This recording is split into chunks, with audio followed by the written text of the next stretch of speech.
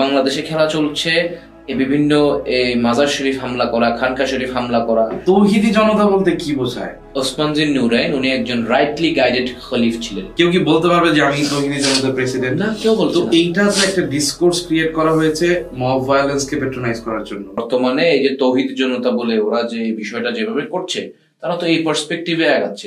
আমি একটু ইন্টারাপ্ট করি আপনাকে। তৌহিদি জনতা বলতে কি বোঝায়? তৌহিদ মানে তো একত্ববাদ।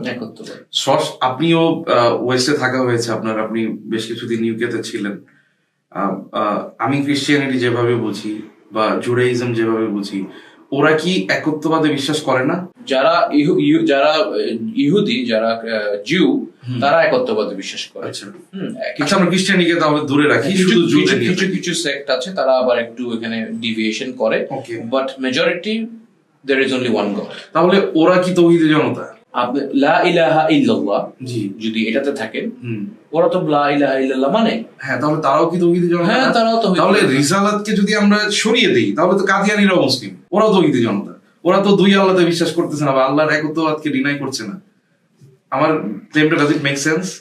আছেও। এখন মূল বিষয় হচ্ছে তৌহিদি জনতার, এটা আমি এখন ইসলামিক পার্সপেক্টিভ থেকে পলিটিক্যাল স্পেকট্রামে যেতে চাই। আমি personally I am a student of international relations, আমি ইন্টারন্যাশনাল রিলেশনসে পড়ালেখা করেছি।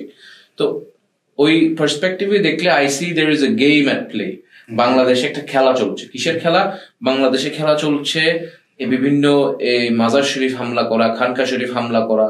এগুলাতে হামলা করে এখানের মানুষ যারা সাধারণত ভোট করে না, তারা অ্যাপাথেটিক, তারা এই ভোটিং প্রসিজারে আসে না। তারা কথা হচ্ছে আমি দরবার শরীফ নিয়ে আছি, আমি মাজার শরীফ নিয়ে আছি, আমি এই স্পিরিচুয়াল লাইন আপে আছি, কেন ভোট করব, কি করব, আমার এগুলো দেখার জন্য, আমি আমার নিজের আমিত্বকে দূর করার জন্য আমি সেই নফসের জিহাদ, যেটা নফসের জিহাদ, সেই জিহাদে আমি নিয়োজিত থাকি। আমি পৃথিবীর জিহাদে আমার আসার দরকার নেই। তাদেরকে তাদের এই সেফটি বাবল থেকে বের করে এই ভোটগুলাকে ভোট কেন্দ্রে এসে কাস্ট করানোর একটা পয়তারা শুরু হয়েছে। এটা শুরু থেকেই শুরু হয়েছে। তো এখন বাংলাদেশে হামলাগুলোর পিছনে এটাও একটা কারণ যে তাদেরকে খেপিয়ে তোলা হচ্ছে। এমনকি আপনি দেখবেন তৌহিদি জনতার কিন্তু কোনো অর্গানাইজড গ্রুপ না। কেউ কি এখন পর্যন্ত বলেছে যে I am the leader?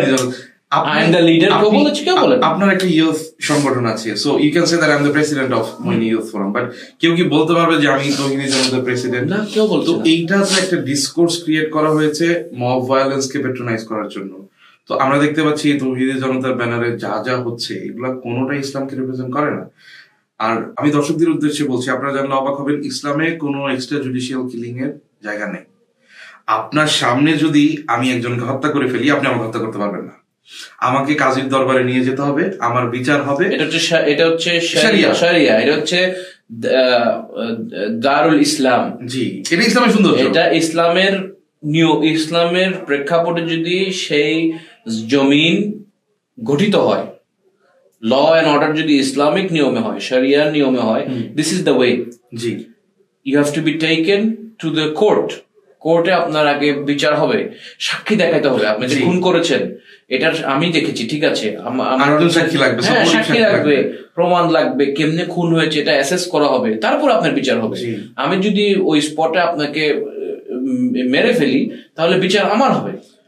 Even কি আমরা এই মব ভায়োলেন্সের শিকার হয়েছিল আমাদের ইসলামের মহান খলিফা হযরত উসমান রাদিয়াল্লাহু তাআলা। এক্স্যাক্টলি, উনাকে এইরকম কিছু শৃঙ্খল যুবক ও শৃঙ্খল যারা মব ক্রিয়েট করে করাপশনের একটা কিন্তু খুব একটা ইন্টারেস্টিং টপিক আপনি তুলেছেন। আমরা মানি যে ওসমান জিন নুরাইন উনি একজন রাইটলি গাইডেড খলিফ ছিলেন, খলিফাতুর রাশিদুন, উনি ওখানে একজন। তো ওনাদের, এবং উনি কিন্তু জান্নাতের দাওয়াতের, যাদেরকে আল্লাহ রাসূল সাল্লাল্লাহু আলাইহি ওয়াসাল্লাম দাওয়াত দিয়েছেন জান্নাতের, বলেছেন যে তোমরা জান্নাতি, উনি একজন। তো দেখেন, যারা ওনার বিরুদ্ধে করাপশনের ক্লেম দিয়ে, যারা ওনার বিরুদ্ধে মব জাস্টিস করেছে, তারা কি লা ইলাহা ইল্লাল্লাহ মুহাম্মাদুর রাসূলুল্লাহ পড়ে নাই? পড়েছে।